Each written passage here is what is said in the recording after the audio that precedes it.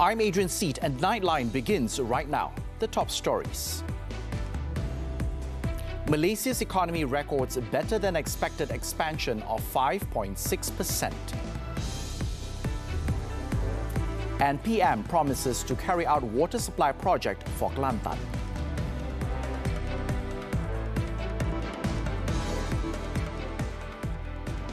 Thanks for joining us. Dato Sri Anwar Ibrahim on Friday night announced that the federal government will work with the Kelantan government to solve the state's long-standing clean water supply woes. The Prime Minister said this joint effort to ensure clean water supply for the Kelantanese should be carried out comprehensively and that the project must be expedited.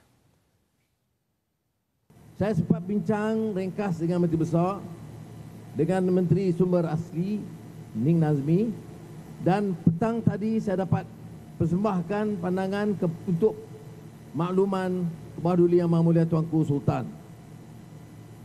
Kelantan ini hadapi masalah bekalan air minum agak serius. Jadi saya nak kemukakan cadangan supaya dengan kerjasama persekutuan kerajaan negeri kita adakan pertemuan dan kerajaan persekutuan, seandainya kerajaan negeri beri kerjasama, akan cuba melaksanakan projek bekalan air yang lengkap dan tepat untuk negeri Kelantan keseluruhannya. He made this announcement when speaking at the Malaysia Madani Hari Raya Aidilfitri Open House held at Sultan Muhammad Keempat Stadium on Friday night. On a related matter, he said Kelantan was the state which received the biggest amount of allocations for projects from the federal government this year. He said this included allocations for 107 new projects. Apart from that, several flood mitigation projects in Kelantan will continue, such as the Sungai Golo Integrated River Basin Development PLSB project. Earlier, Dato Sri Anwar stressed that there must be thorough planning done to ensure that the East Coast Rail Link ECRL project is a catalyst for change in the East Coast region, especially in Kelantan. The Prime Minister said there should be more aggressive and immediate action to attract investors by guaranteeing new incentives and faster approval process. Jadi oleh itu saya tekankan apa yang dijelaskan oleh Saudara Adrian bahawa kerajaan negeri dan Balai Pembandaran harus juga bersama untuk bukan sahaja memanfaatkan kemudahan ini tetapi mencari jalan dan kaedah baru bagaimana boleh mencetuskan perubahan melalui pelaburan baru menggunakan peluang yang ada melalui pengangkutan.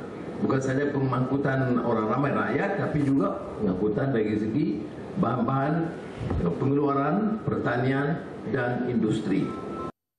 Dato Sri Anwar said this in his speech at the construction launching ceremony of the first ECRL station in Tunjung, Kota Baru on Friday. Also present were Transport Minister Anthony Loke, Kelantan Menteri Besar Dato Ahmad Yaakob, Chief Secretary to the Government Tan Sri Muhammad Zuki Ali, and Rail Link Sdn Bhd MRL Chief Executive Officer Dato Sri Darwish Abdul Razak. The Kota Baru ECRL station is built on an area spanning some 20 hectares in Bandar Baru Tunjung, with its building design based on the concept of the Rumah Malay Melayu Kelantan, the ketam guri flower and the state's cultural characteristics. Dato Sri Anwar said the ECRL project has seen the improvement of more than 2,100 local companies consisting of contractors, consultants and suppliers since 2017 until the first quarter of this year. The ECRL project is expected to be completed by the end of 2026 and to begin operations in January of 2027. Driven mainly by private sector expenditure, Malaysia's economy recorded a better-than-expected expansion of 5.6% in the first quarter of 2023. In disclosing the pertinent statistics on Friday, Bank Negara attributed the positive economic performance during that period to further expansion of household spending, continued investment activity, an improving labour market and higher tourism activities. When briefing the media, the Central Bank Governor Tan Sri Nur Shamsiah Mohamad Yunus said that consumption indicators showed continued growth in household spending. The numbers speaks for itself. We see, can we look at the spending numbers? The chart that shows the retail trade. This is the numbers that we have. It's even exceeded pre-pandemic levels. Yes, anecdotally, you may say that there's a lot of window shopping, but that is not being borne in the statistics. Retail spending have exceeded pre-pandemic. Vehicle sales have exceeded pre-pandemic. And that is also reflected in the numbers. Private consumption is about, 5.9%, grew by 5.9%. Services sector has improved, continues to improve. Wages continues to improve in real terms. So not on nominal terms, but even in real terms, wages have continued to increase. She added risks to the country's growth outlook are relatively balanced. Despite global headwinds, the Malaysian economy is projected to expand by 4% to 5% in 2023. On the moderated headline and core inflation in the first quarter of this year, in line with the easing cost environment, headline inflation was lower and ready at 3.6% for the quarter compared to 3.9% for the fourth quarter of last year. On the increase in the overnight policy rate, OPR, Tan Sri Nur Shamsiah disagreed that it has led to a rise in bankruptcies. This is because there were no figures to support such claims, adding that as a matter of fact, on aggregate, households have continued to hold financial assets in excess of debt, which has enabled them to manage higher borrowing costs. She also said the decision to increase the OPR was made because the country's economy has continued to strengthen. There are many things happening on the global stage, be it price pressures, growth, or financial stability concerns. So depending on how these things turn out, they may have an impact on our domestic economy. So, MPC would need to monitor all these evolving conditions. Any further normalization to the OPR would depend whether there are any developments that will materially affect and shift our assessment on the outlook to domestic growth and inflation. The central bank chief was also asked about the viability of establishing the Asian Monetary Fund, AMF. Tan Sri Nur Shamsiah explained that it could be the next step for Malaysia in strengthening regional financial cooperation. Let's listen to what she had to say. If you look at it, since the Asian financial crisis, the region has come together to strengthen what we call the regional self-help mechanism. So that we have a mechanism that will continue to foster regional financial stability. So a lot of initiatives have been put in place from the CMIM to the setting up of MRO as a regional surveillance. So, and when you look at the developments on these two fronts, it has been enhanced from time to time. So, so what we're looking at is again further enhancing, improving the efficiency, effectiveness of such a mechanism to make sure that it continues to be fit for purpose, it continues to be able to serve the region well, so that at the end of the day, we do not want to see what we had in the Asian financial crisis, right? We have regional and financial stability that had impacted the regional economy. So ASEAN, together with the +3, Korea, Japan and China, we have come together to see how best then do we continue to have an efficient arrangement regionally to make sure that we continue to preserve regional financial stability. So, the Asian Monetary Fund could be the next step.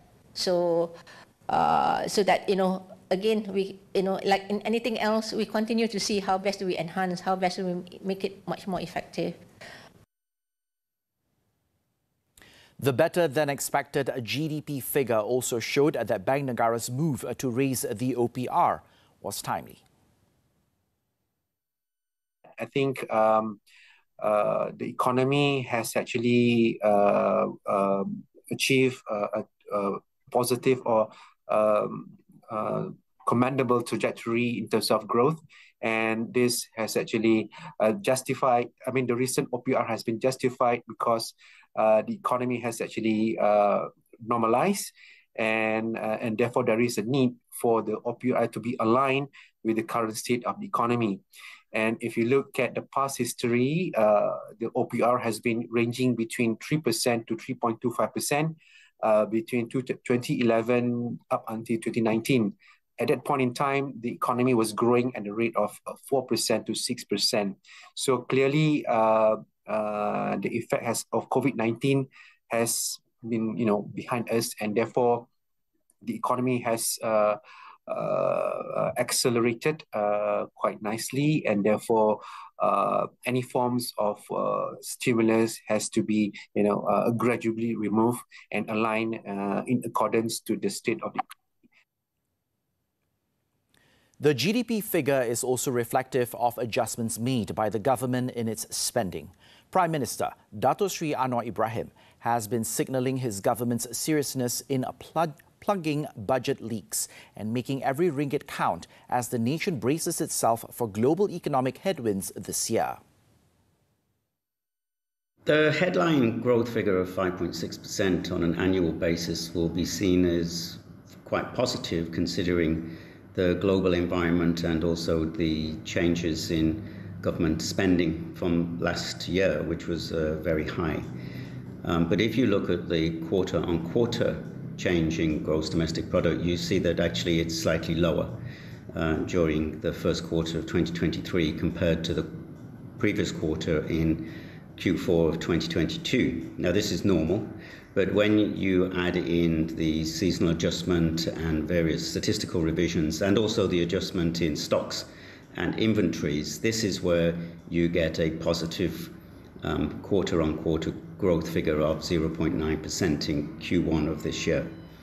That's sort of in line with the overall growth target of 4 to 5% for the year as a whole. But what we can generally see is that growth is, as expected, moderating during 2023. And this is not a bad thing. We are returning to much more normal and moderate rates of economic growth, which are probably much more sustainable than they've been, particularly during 2022. While inbound tourism continues to recover and has helped to boost the GDP figure, the Malaysian Association of Tour and Travel, MATA, said that more can be done to further boost the sector, including increasing air capacity. Tourism spending is definitely on the rise, and this has a lot to do initially with domestic tourism, which helped the tourism industry recover fairly quickly post-pandemic. We're also seeing a lot more tourists coming into Malaysia as people start to travel again. The border reopening of China, of course, is also great news, and we're looking forward to welcoming more Chinese tourists to our shores. That being said, there's still a lot that needs to be done in order to achieve our tourism targets.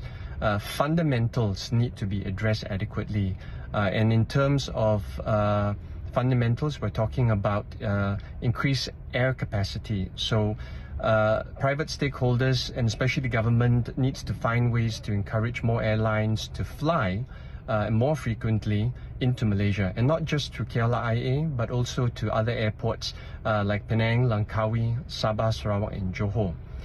Now, for the hotels, there needs to be a more efficient way of hiring service staff. We don't want our hotels to suffer in terms of the value they provide. And so in order to do that, the government needs to ensure that we have sufficient manpower to do so. The labour market has contributed positively to the first quarter GDP figure. The unemployment rate is gradually improving towards pre-pandemic levels, driven by steady growth in tandem with expansion within economic activity, with a target of approaching full employment by the end of this year. The first quarter of 2023 recorded 8.81 million jobs, and this basically is the highest since 2018. What is important is for the GDP to be sustained so that the positive impact on the labour market can be maintained. It is very important for the government to assist employers, especially the MSMEs, to embrace new technology and digitalization, and at the same time encourage employees to upskill and reskill so that combining the two factors, the competitiveness and productivity of the country, can be enhanced. The government is confident of achieving its economic growth forecast of 4 to 5% for 2023, despite the global economic challenges and uncertainties, supported by strong economic fundamentals and the implementation of the 2023 budget measures. Prime Minister Dato Sri Anwar Ibrahim said the government would continue to prioritise addressing the daily economic challenges faced by Malaysians while focusing on reducing wastage and tackling corruption. On the economic performance in the first quarter of 2023, Dato Sri Anwar, who is also the Finance Minister, in a statement said that it was underpinned by broad-based growth across all sectors, especially services and manufacturing, which grew by 7.3% and 3.2% respectively. He said the economic expansion was supported by sustained domestic demand, reflecting confidence in the economy, given strong private expenditure and improvement in labour market conditions. Malaysia's economy expanded by 5.6% in the first quarter of this year, comparing favourably with regional growth such as Indonesia, China and Vietnam. The Finance Ministry said Malaysia's GDP growth is expected to moderate in 2023 due to slower external demand as a result of weakening global trade. Geopolitical tensions, elevated price pressures and tighter financial conditions will also continue to affect the world economic outlook. On the domestic front, the ministry added that extreme climate occurrences such as the current heatwave phenomenon and the expected El Niño season beginning in June are expected to weigh on economic activities to a certain extent, especially on the agriculture and construction sectors. The Malaysian Communications and Multimedia Commission, MCMC, will review the existing regulatory framework due to an increasing level of content exploited by criminals and those who attempt to threaten public safety and national harmony. Its chairman, Tan Sri Muhammad Salim Fateh Din, said there are several over-the-top or OTT applications and social media platforms that are seen as failing to regulate the use of their platforms in line with national interests and legislation. Tan Sri Salim said in this regard, stricter regulatory action and intervention by regulators are necessary to protect the interests of consumers and the public. He said MCMC, as the regulatory body focused on the industry in Malaysia, will also review the regulatory approach to implement a higher level of supervision through existing legal instruments. This includes a review of exemptions for certain activities, in addition to imposing criminal sanctions and punitive orders against entities that refuse to take immediate steps to ensure that criminal activities occurring in their networks or platforms are stopped. Tan Sri Salim added that regulators and industry partners in Singapore, Vietnam and Indonesia have recently or are in the process of enacting laws to regulate and criminalize fraudulent activities on some platforms. He also revealed that since the establishment of the National Scam Response Centre, NSRC, in October last year, a total of 11,858 fraud-related complaints had been received as of last month. Statistics obtained from the Police Commercial Crimes Investigation Department, or JSJK, for the period between 2021 and last month revealed that total losses due to scams reached up to 1.2 billion ringgit. For the same period, the number of fake news reported to MCMC was 2,125. After looking through the number of cases of abuse and threats arising as a result of the hands-off attitude of platform providers, he stressed that MCMC believes there is a need to impose and enforce obligations on those who operate such platforms and those who benefit from digitalization to take decisive action. This is to ensure that their platforms on networks are not used as a forum to violate national laws or threaten public interests. After this breather, Thai Army Chief rules out possible coup. Details when we return.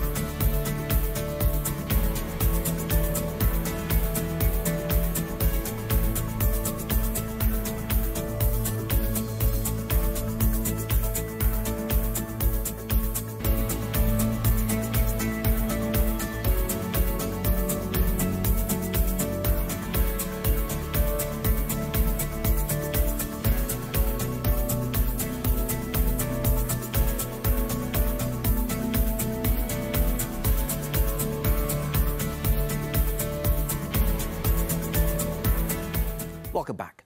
Thailand's Army Chief General Narongpan Jitkyute said there was zero chance of the Southeast Asian nation returning to a military rule in the event of post-election turmoil, as politicians were set to make a final push to woo voters ahead of the elections on Sunday. Jitkyute made the pledge despite the army seizing power in a dozen times in Thailand in the past century, most recently in 2014, saying that the coups of the past were very negative. Sunday's election is a clash between the opposition led by Pheu Thai, fronted by the 36-year-old daughter of ex-premier Thaksin Shinawatra, and the older conservative royalist military establishment embodied by Prime Minister Prayut Chan-o-cha. Pheu Thai is well ahead in the polls, but winning most seats in the lower house is no guarantee of taking power. Voters are predicted to deliver a heavy defeat to the government of Chan-o-cha, fueling fears that the military may actually seek to cling onto power. Meanwhile, in Turkey, minor election challenger Muharrem İnce withdrew his candidacy on Thursday, shaking up the race just days before the Turks head to the polls.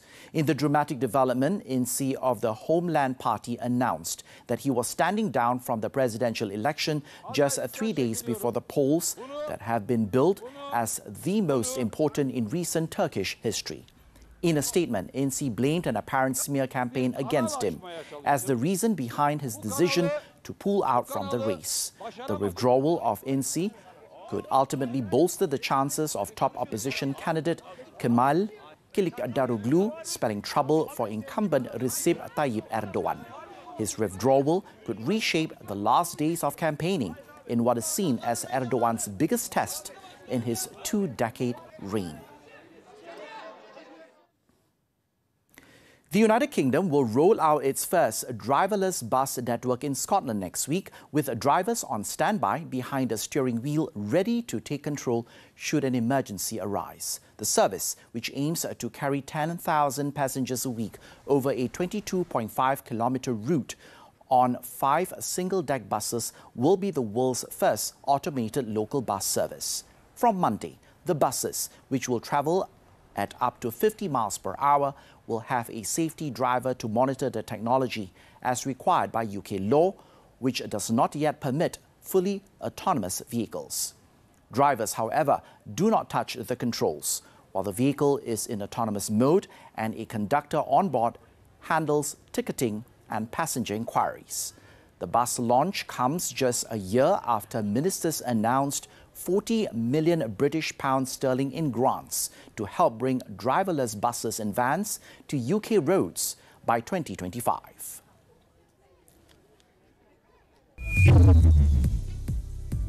Action from the 32nd SEA Games sports when we come back.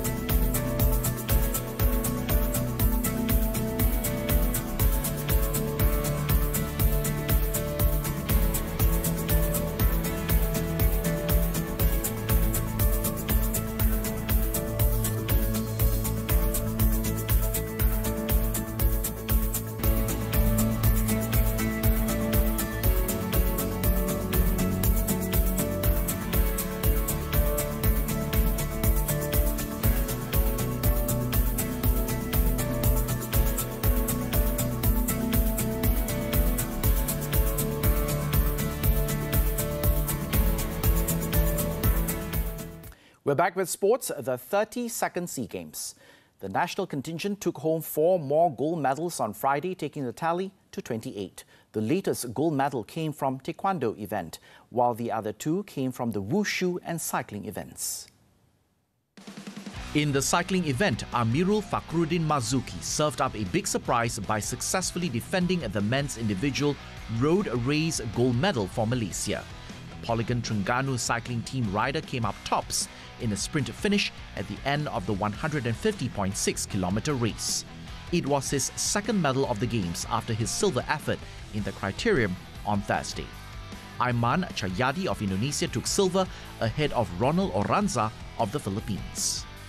Wushu exponent Tan Cheong Min put up a powerful display to win the women's Nandao and Nangun combined event, becoming the first SEA Games double gold medalist for Malaysia. The 24-year-old earned 9.65 for her routine in Nandao to finish with 19.16 points in the Troy Changva Convention Hall. Vietnam's Panthi Thu Bin took silver with 18.41, while Myanmar's Ayititsa Mint settled for bronze with 18.30. The third and fourth gold came from taekwondo, when the national team delivered 2 gold medals in the Pomsei event. Nur Humaira Abdul Karim won the women's single recognised Pomsei after scoring 7.430, while her elder sister Nur Hidayah and Ryan Liu delivered the mixed team recognised Pomsei gold. In the athletics event, former SEA Games champion Haikal Hanafi and Khairul Hafiz Jantan failed to end Thailand's dominance in the men's 100 metres. Haikal clocked 10.44 seconds for the bronze, while Khairul finished 4th. Suraut Dabang retained Thailand's gold medal, clocking 10.37 seconds, while Singapore's Mark Brian Liu won silver in 10.39 seconds. In the women's 100 meters, Singapore's Shanti Pereira clocked 11.41 seconds to win the gold. Thailand's Supanich Pulkert was third, while Tini Yen Tran of Vietnam picked up the bronze.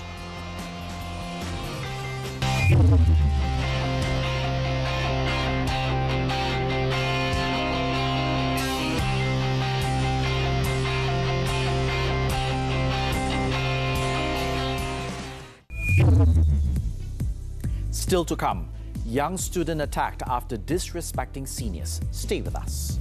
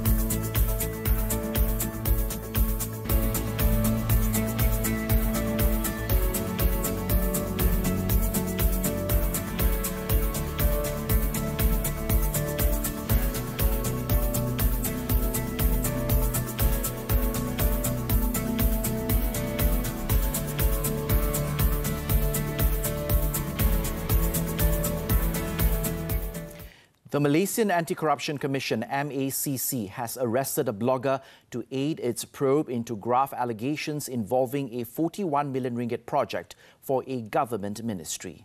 Sources said the man, who has a huge online following, was believed to have accepted a bribe of over 1.3 million ringgit from an information technology company in 2020. Magistrate Irzra Zulaika Rohanuddin issued the 2-day remand order on Friday after the MACC filed an application at the Putrajaya Magistrates Court. It is understood that the bribe was to ensure that the blogger lobbied for a company to secure the contract. It was understood that apart from the claims of corruption, the MACC will also be looking at the project's procurement procedures. MACC Senior Director of Investigation, Datuk Sri Hishamuddin Hashim, confirmed the arrest and said a probe under Section 16 of the MACC Act 2009 was underway. The police are investigating an incident involving a secondary school student from SMK Taman Melawati who was allegedly beaten up by his seniors earlier this week. According to Ampang Jaya District Police Chief Assistant Commissioner Muhammad Farouk Isha, the incident was said to have been due to a misunderstanding between the 15-year-old victim and a group of Form 5 students, as the victim had allegedly disrespected his seniors. ACP Farouk said the incident occurred at about 9:30 a.m. on Monday, when the boy, who is in Form 3, was allegedly punched in his chest, choked and kicked in his back by a Form 5 student at his school.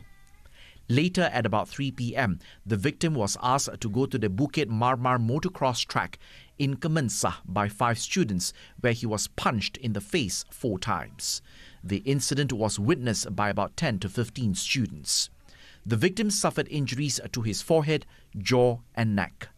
ACP Farouk said all suspects had been summoned to have their statements taken, and the case was being investigated under Section 323 of the Penal Code for voluntarily causing hurt.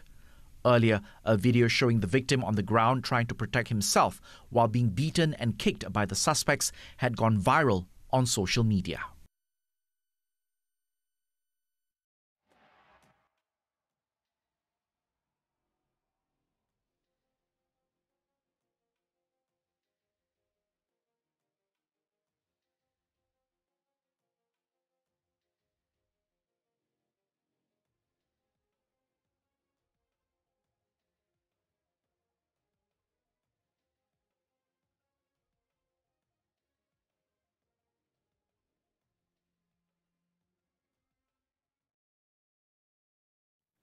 As Nightline comes to a close this time around, let's take a look at these four sisters who built the first Hobbit-style village in Southeast Europe in the green hills of central Bosnia, hoping to attract fans of the Lord of the Rings books and movies, as well as sharing their childhood memories. With that, I'm Adrian Seet. Thank you for watching and have a great weekend.